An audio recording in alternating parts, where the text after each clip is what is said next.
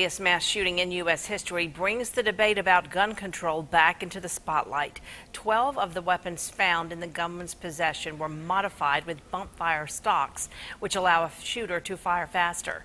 As News Channel 6's Stephanie Bornman tells us, accessories aren't regulated by the ATF. So this is a semi-automatic AR-15.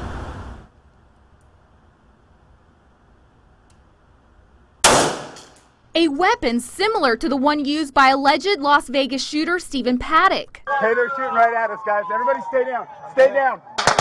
Officials believe Paddock fired the weapons for more than 9 minutes, killing 58 people and injuring more than 500. It's pure evil to be snipering a crowd of people out enjoying an evening. The weapon I fired has been modified with accessories including a sling, a flashlight, and a scope, which are readily available online and in many gun stores. However, one accessory Scott doesn't sell and isn't on this weapon is a bump fire stock, a modification found on many of Paddock's guns. They're usually pretty cheap quality.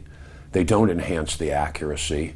And because they are not a firearm or in any way regulated by ATF, you can buy them online all day long. Bump stocks on a semi-automatic weapon uses a recoil to increase the rate of fire, but not the number of shots, which according to the ATF's regulations make fire stocks modifications legal. That a machine gun fires more than one time every time the trigger is pulled. A semi-automatic must have the trigger pulled every time it fires. Scott says it's a sad replication of a machine gun and decreases accuracy, which is a big reason he chooses not to sell the novelty. Still, the gun rack range owners say the fix is not banning guns. If we enforced most of the gun laws that we already have, that would be a huge, big step.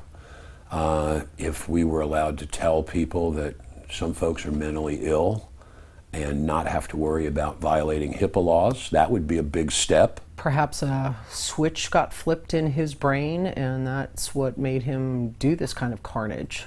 I don't think having more gun laws is going to stop somebody like that. In Aiken, Stephanie Borman, WJBF News Channel 6. Hunters say they use the silencers to protect their ears while shooting. South Carolina Congressman Jeff Duncan is hoping to push a new bill that would cut the tax and background checks required to purchase those gun suppressors. That bill facing a lot of opposition. A body found